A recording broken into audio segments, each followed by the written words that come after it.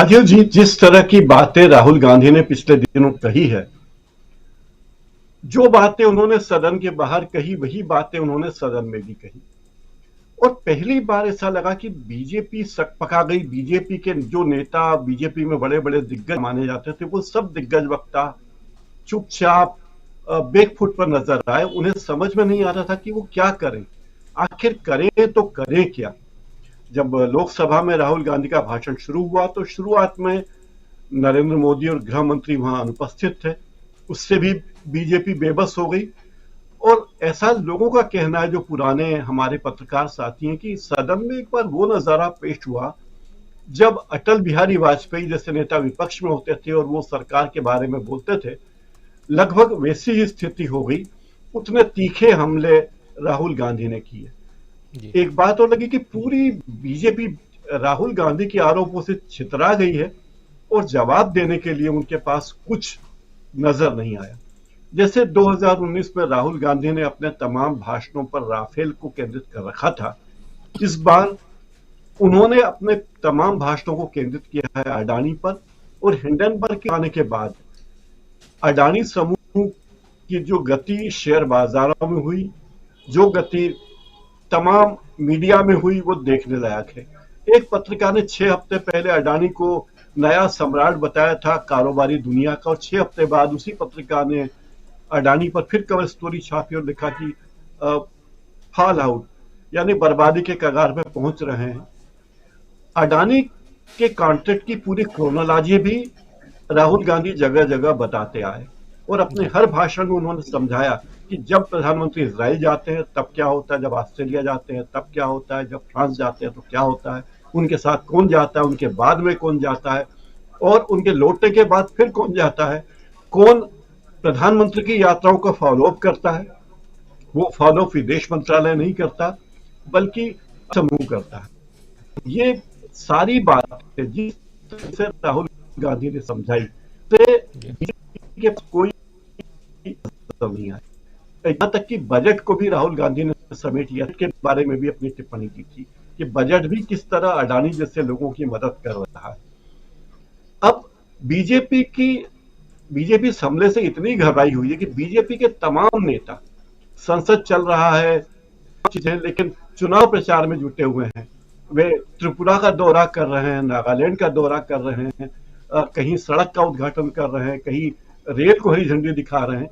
इसका मतलब ये कि वे लोगों का ध्यान बांटना चाहते हैं। और खास करके जब संसद चल रहा है तब भी प्रधानमंत्री का ध्यान संसद की तरफ नहीं है बल्कि चुनाव प्रचार पर है। ये बात फिर नोट की जानी चाहिए कि एक ऐसा प्रधानमंत्री जो 365 दिन 24 घंटे 7 दिन सप्ताह में केवल चुनाव प्रचार में लगा रहता है, और जो भाषण उनके हैं तमाम जगह के उनके भाषण सुन लीजिए, उसकी एक ही लाइन है कि बीजेपी कितनी महान है, हमने कितना महान काम किया। तो वे सवालों से बच तो रहे हैं संसद में, बल्कि लोगों का ध्यान बटाने के लिए दूसरे काम भी कर रहे हैं। अब जो नई कोशिश हुई है उसमें मुश्किल यह है कि अगर राहुल गांधी के खिलाफ कोई कार्रवाई की जाती है, इसमें अधिक से अधिक राहुल गांधी के खिलाफ क्या कार्रवाई हो सकती है।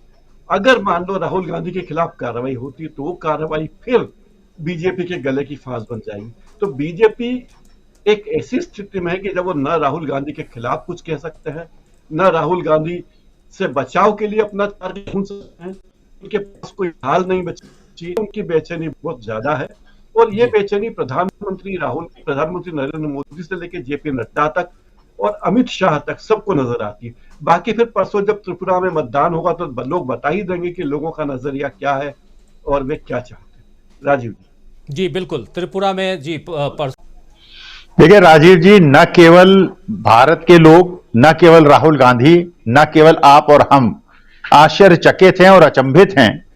इस समय सिटी बैंक के अधिकारी, स्टैंडर्ड चार्टर्ड बैंक के अधिकारी, जेपी मॉर्गन के अधिकारी, मॉरिशस गवर्नमेंट, फ्रांस की गवर्नमेंट और सारी गवर्नमेंट भी, विश्व ये सोच रहा होगा कि अगर अदानी प्रकरण पूरे विश्व के लिए एक प्रश्न चिन्ह बना हुआ है और एक भारत की अर्थव्यवस्था पे एक बहुत बड़ा क्वेश्चन मार्क बना हुआ है, और अगर भारत के प्रधानमंत्री ये समझते हैं कि सरनेम बड़ा इंपॉर्टेंट है, अदानी प्रकरण से ज्यादा सरनेम इंपॉर्टेंट है, तो सबसे पहले अनुराग ठाकुर के पिताजी का नाम है प्रेमचंद धूमल। और अनुराग ठाकुर नाम लिखते हैं, अनुराग ठाकुर, तो उनसे कहें कि मंत्रिमंडल से बाहर हो जाएं अगर ये देश के लिए ज्यादा महत्वपूर्ण चीज है।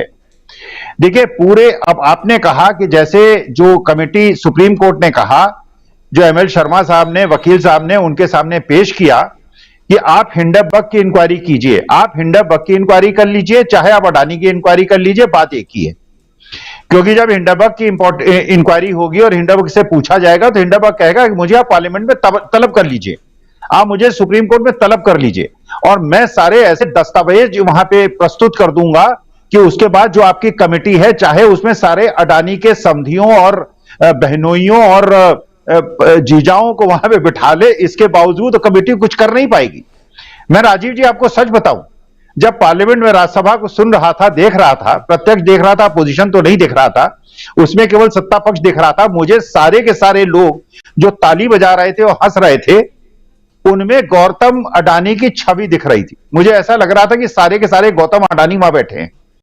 देखिए देश की अर्थव्यवस्था पे और पूरा विश्व अचंभित है, पूरा विश्व ये सोच रहा है, क्योंकि मेरे पास फोन आ रहे हैं विदेश से और वो ये कह रहे हैं कि यार देश के सामने इतना बड़ा एक क्वेश्चन है और देश की अर्थव्यवस्था पे जहां पे अब लोग अपने लोन को कॉल कर रहे हैं, जहां पे बॉन्ड की कीमत को जीरो कर दिया है, तुम्हारा देश का प्रधानमंत्री राज्यसभा में खड़े होकर कह रहा है कि अपोजिशन के एक मेंबर ऑफ पार्लियामेंट अपने सरनेम अलग क्यों नहीं रखते हैं।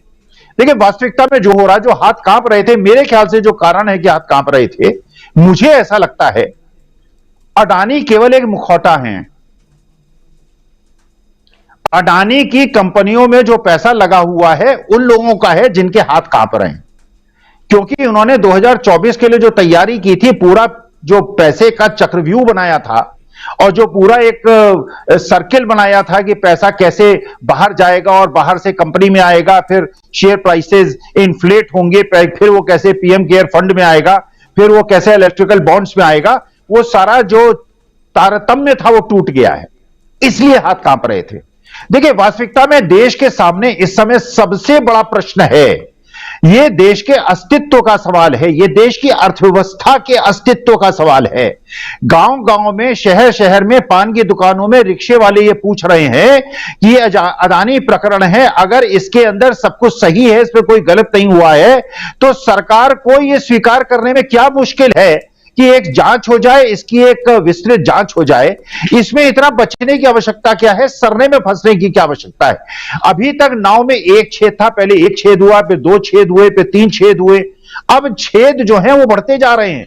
कब तक पानी उलीचेंगे, कब तक नाव से पानी को निकालेंगे, ये परेशानी बढ़ती जाएगी। इसलिए कृपा करके अपनी बात को स्वीकार करें, जो असली मुद्दा देश के सामने है उसको स्वीकार करें। अपोजिशन और सत्ता पक्ष का इसमें प्रश्न नहीं है, इस समय प्रश्न देश की अस्मिता का प्रश्न है। तो माननीय मोदी जी से मेरी प्रार्थना है, वो हमारे सम्मानित प्रधानमंत्री हैं, लोकतांत्रिक रूप से चुने हुए प्रधानमंत्री हैं, वो इधर उधर की बात न करें और ये बताएं कि अडानी प्रकरण में कब तक चीजें स्पष्ट हो जाएंगी कि उन्होंने कोई गड़बड़ी की है न की है। हिंडनबर्ग को अगर कोर्ट में हाजिर करवाएंगे, पार्लियामेंट में लाएंगे, तो इनकी ही कलई खुज जाएगी और भारतवर्ष की प्रतिष्ठा गिर जाएगी। इसलिए इनके हित में है कि जितनी जल्दी हो असली जांच करवा दें, जनता के सामने प्रस्तुत कर दें और यह सिद्ध कर दें कि कोई इन्होंने गलती नहीं की है और किसका पैसा है, कहां से पैसा है, वो मनी ट्रेल में पता चल जाएगा और बिल्कुल सिद्ध हो जाएगा कि यह पैसा अडानी का नहीं है, यह राजनीतिक लोगों का पैसा है। राजीव जी जी, जांच की